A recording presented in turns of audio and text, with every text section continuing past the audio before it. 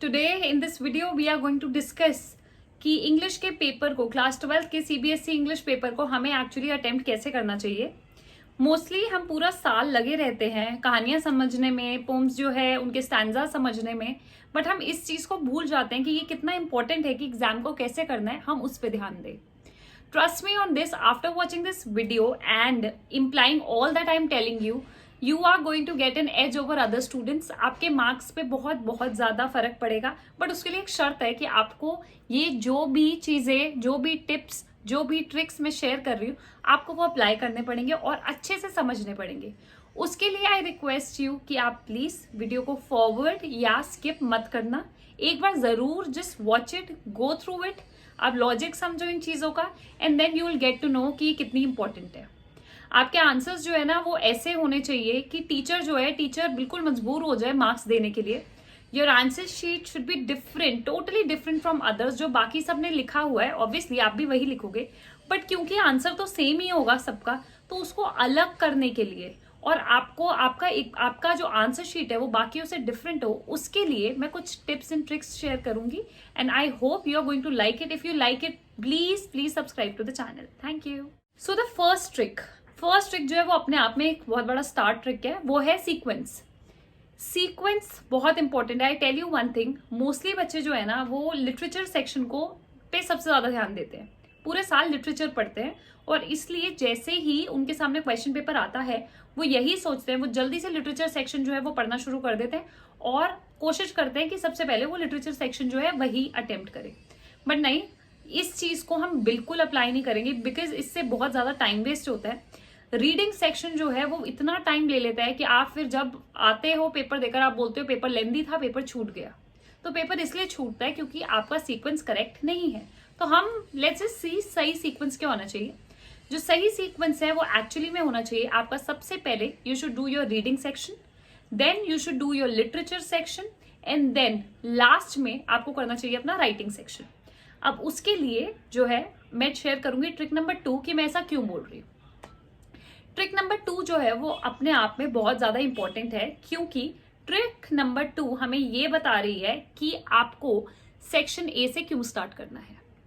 Let's focus on the reading time. जब आपको paper मिलता है यू हैव 15 मिनट्स का रीडिंग टाइम, जो कि आप क्या करते हो, टाइम वेस्ट कर देते हो पेपर में, इधर उधर पेपर में झूलते रहते हो, घूमते रहते हो, ये भी पढ़ लूं वो भी पढ़ लूं, जल्दी से सब कुछ पढ़ लूं ताकि मन में दिमाग में खिचड़ी बन जाए। आप लिख कुछ और रहे होते हो और आपको कैरेक्टर कोई और स्टोरी का याद आ रहा होता है, तो आपको ऐसा नहीं करना। आपको खिचड़ी उस टाइम पर आप जो हो बिल्कुल फोकस्ड होने चाहिए और दिमाग में ना कोई खिचड़ी नहीं बननी चाहिए। इसीलिए ये ट्रिक बहुत ज्यादा इंपॉर्टेंट है। तो ये ट्रिक जो है वो ये कहती है कि 15 मिनट के टाइम के अंदर जो रीडिंग टाइम मिलता है आप कुछ भी नहीं पढ़ोगे, आप सिर्फ पढ़ोगे सेक्शन ए।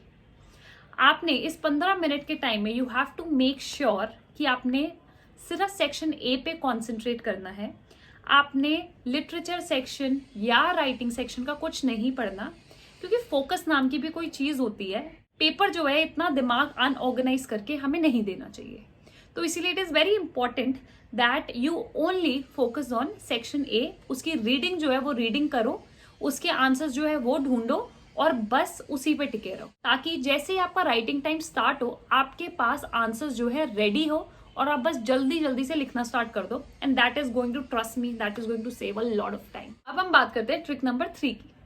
अब ट्रिक नंबर 3 जो है वो ये कहता है, जो मेरे एक्सपीरियंस से ट्रिक नंबर 3 है वो एक लॉजिक क्रिएट कर रहा है। वो लॉजिक ये है कि आपने जो है सेक्शन ए, मैं सेक्शन ए पे बहुत ज्यादा फोकस करती हूँ, कोई और सेक्शन ए पे इतना फोकस नहीं करता, बट मैं इसलिए करती हूँ क्योंकि आप सबसे ज्यादा, आपको लगता है कि नहीं हम तो बचपन से ही अनसीन पैसेजेस कॉम्प्रिहेंशन करते हुए आए हैं, बट ये बहुत टाइम कंज्यूमिंग होता है और प्लस आपने ज्यादा इसके लिए प्रिपेयर नहीं किया होता।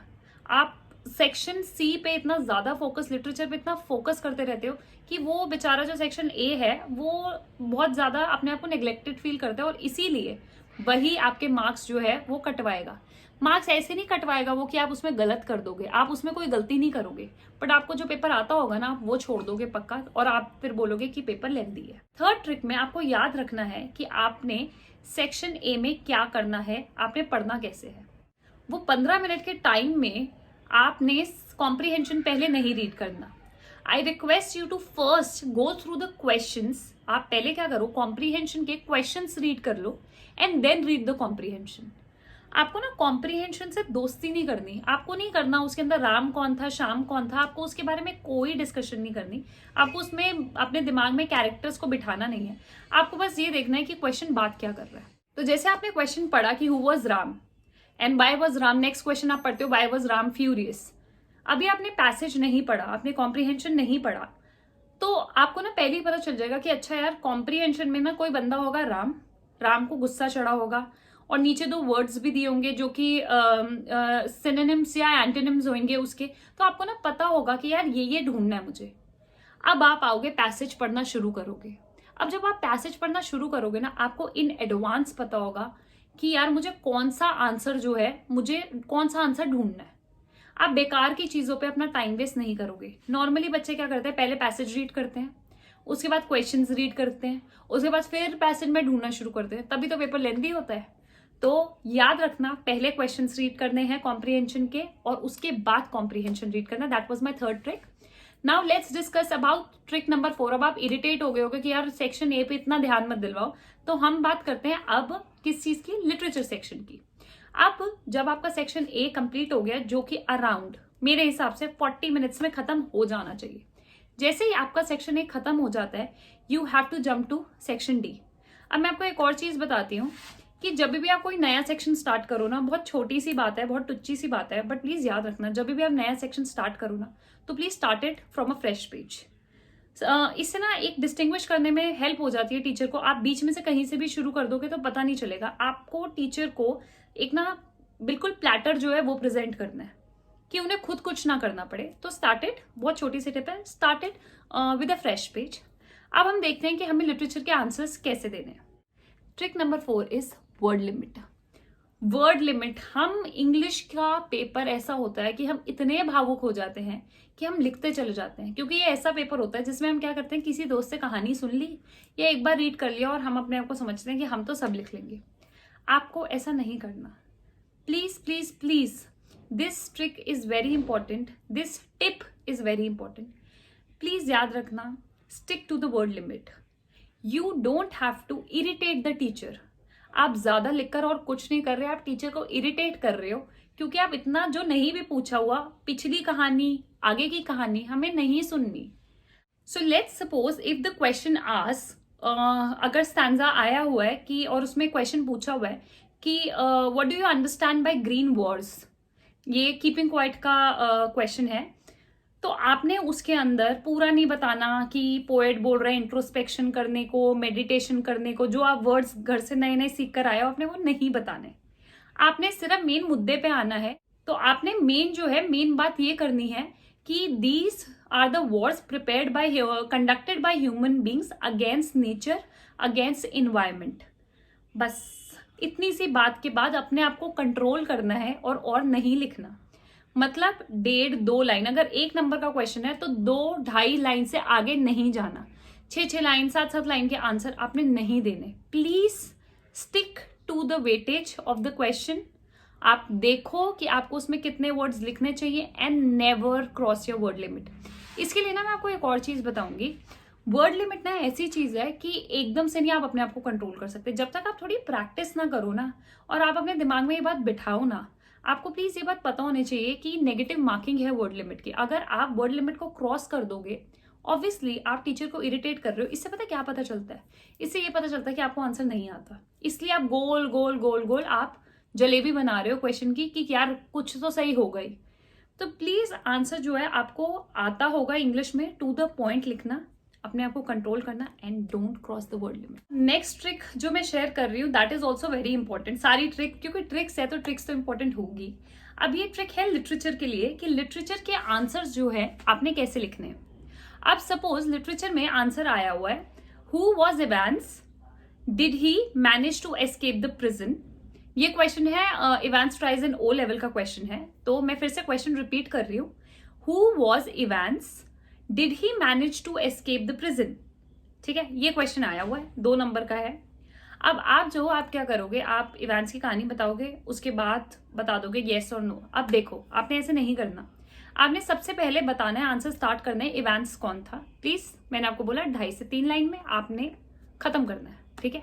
उसके बाद आपने क्या करना है, लाइन नहीं छोड़नी, पैराग्राफ चेंज कर देना and you have to answer कि क्या इवेंट्स प्रिजन ब्रेक करने में सक्सेसफुल हुआ था या नहीं था। अब देखो क्वेश्चन क्या है, डिड ही का मतलब है आइदर येस और नो।